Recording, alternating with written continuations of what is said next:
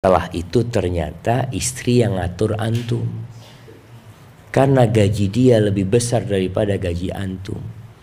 Musyawarah, ini anak-anak di rumah ini siapa yang ngurus?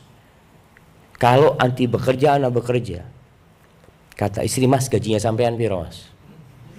5 juta, anak 15 juta mas. Jadi lebih baik yang kerja siapa? Anak apa antum? Kira-kira suaminya ngomong apa? Bener juga sih ya.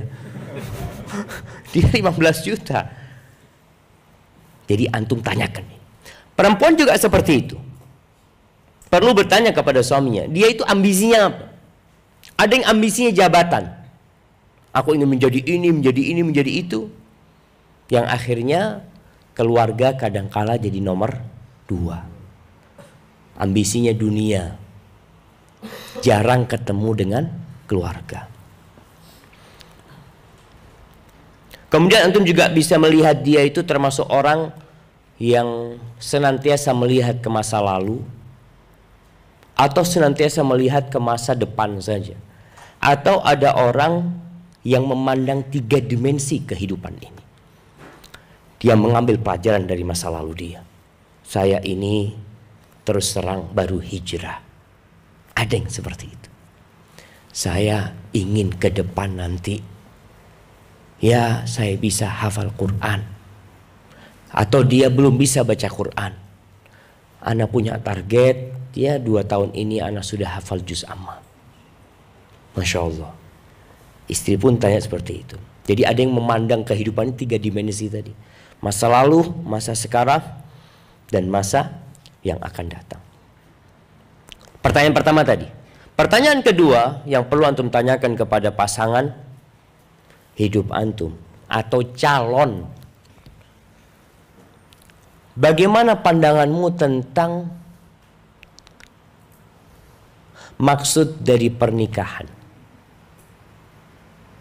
Apa sih nikah itu? Ini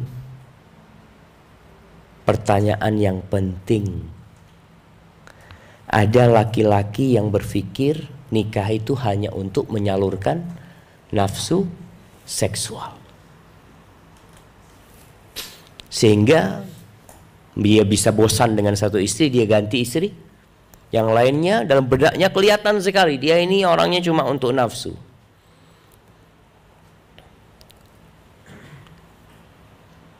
Kemudian ada wanita yang menikah hanya untuk anak.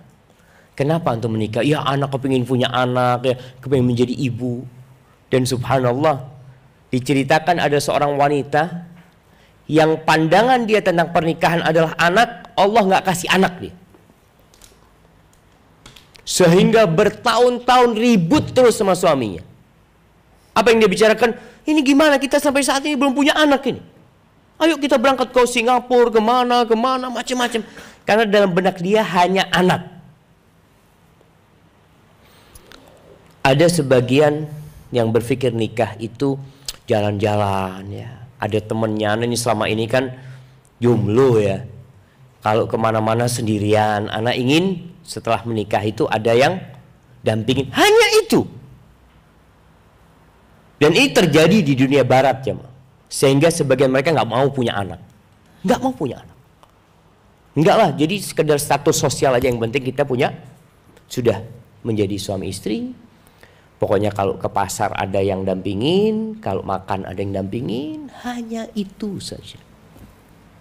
Antum perlu tanya sama calon antum. Pandangan antum, urgensi dari pernikahan itu apa sih? Kalau dia orang yang sudah belajar, insya Allah pemahamannya benar. Dia akan mengatakan ya, yang pertama pernikahan ini adalah sunnah Nabi Muhammad SAW. Kita bicara syariat.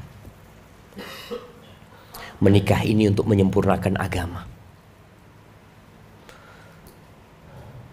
Yang ketiga, menikah ini untuk mencari keridhaan Allah Subhanahu wa taala. Yang keempat, dia mau tidak maulah nikah itu salah satu tujuannya untuk punya anak. Itu salah satu tujuan. Sehingga kalau nggak punya anak nggak apa-apa. Ada orang yang sampai meninggal dunia nggak punya anak, jemaah.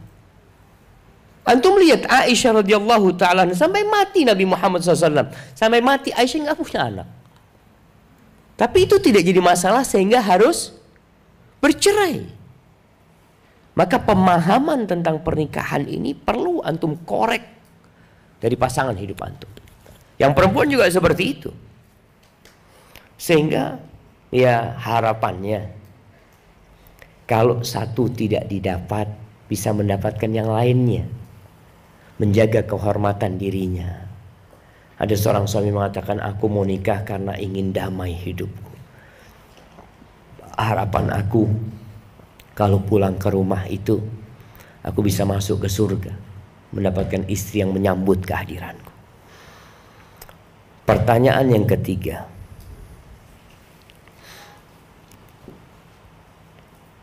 tanya, sifat-sifat apa yang engkau sukai dari pasanganmu? Sifat-sifat apa aja?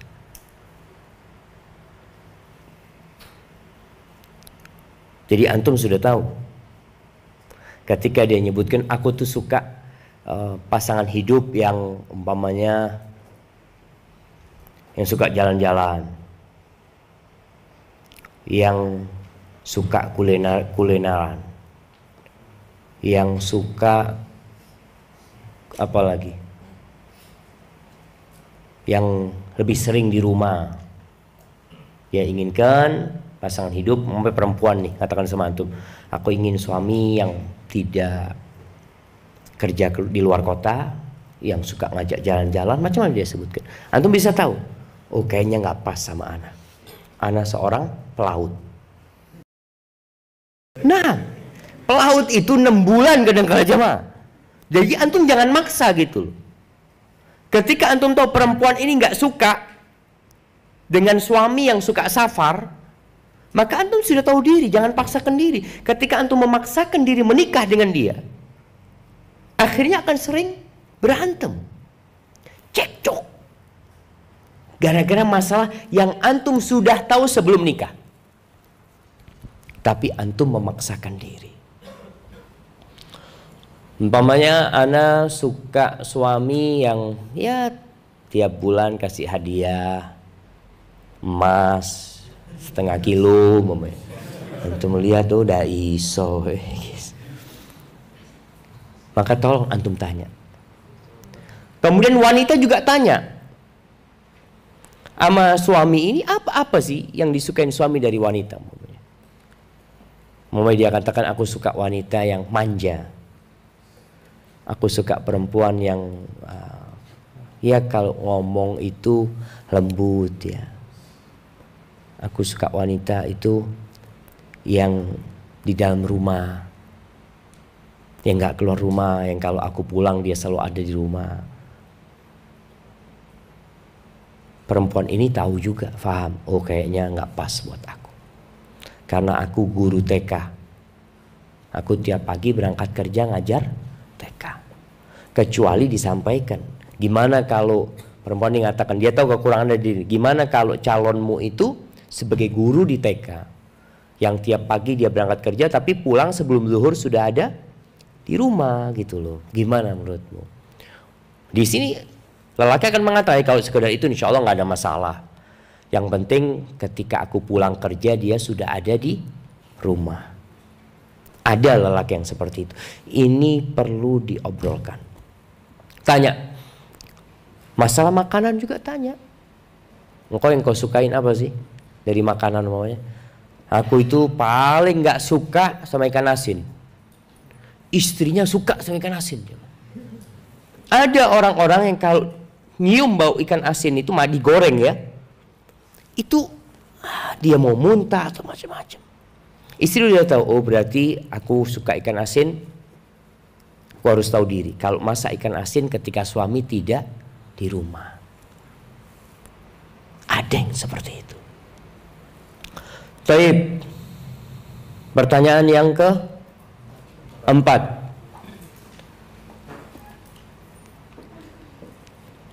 Ini perlu ditanyakan, menurutmu punya anak di awal pernikahan itu menjadi satu kelaziman atau bisa ditunda? Itu bisa menjadi pertanyaan.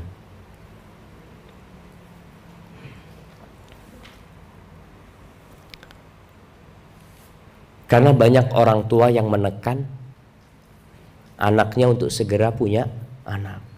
Belum hamil, biasanya ditanya gitu kan. Sudah berapa bulan menikah, ditanya, wis isi? Dorong.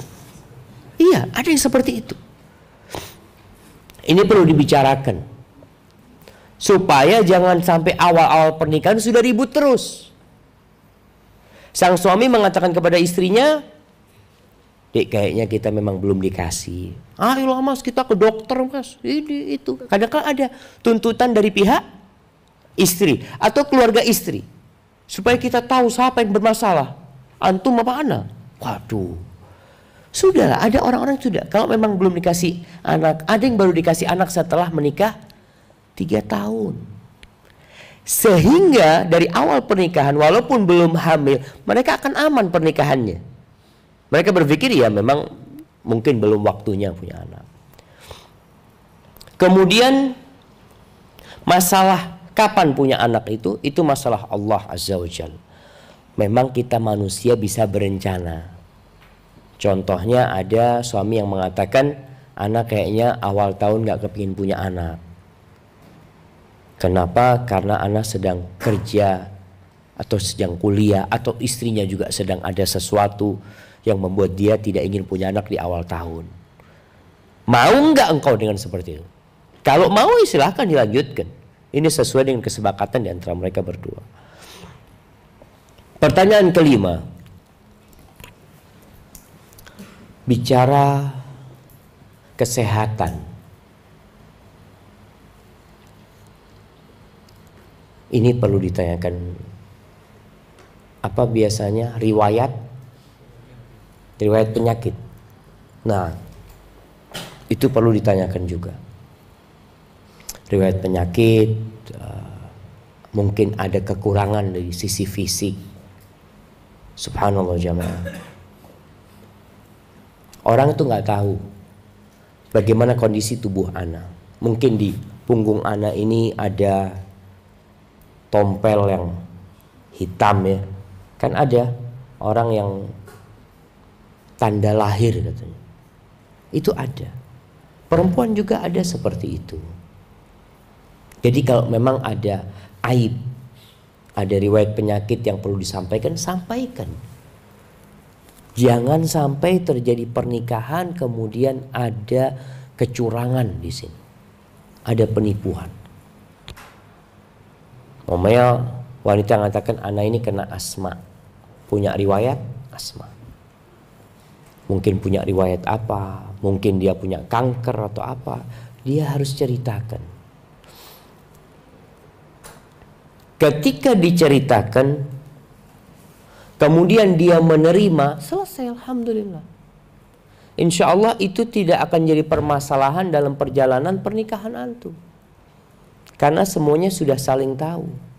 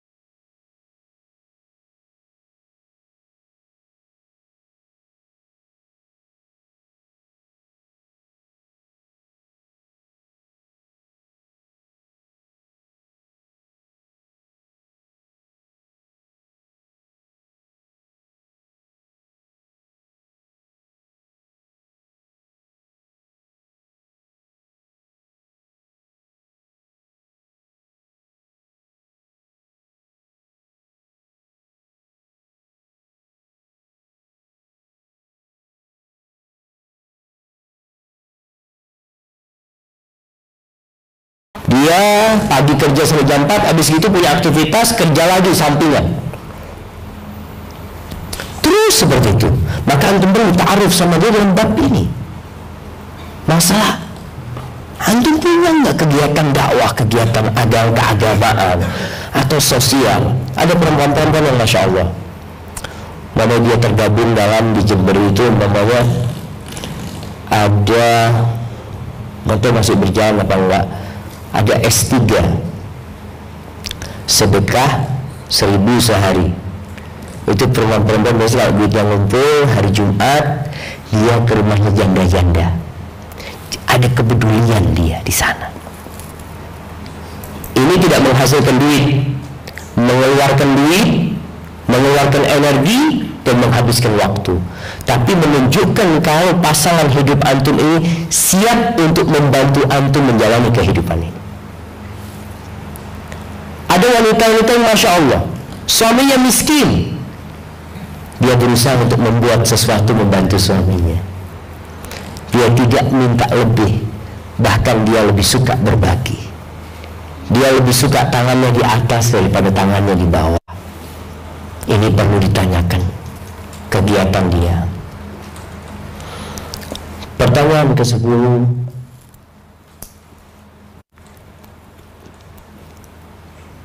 tanyakan kepada dia, gimana kalau orang tua kita ikut campur dalam kehidupan kita?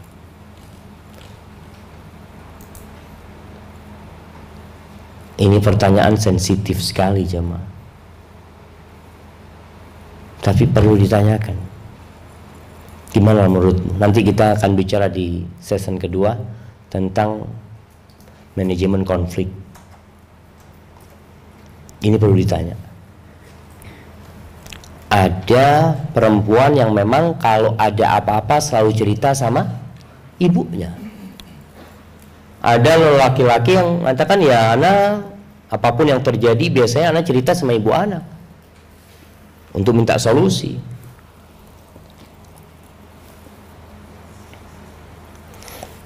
Tuh.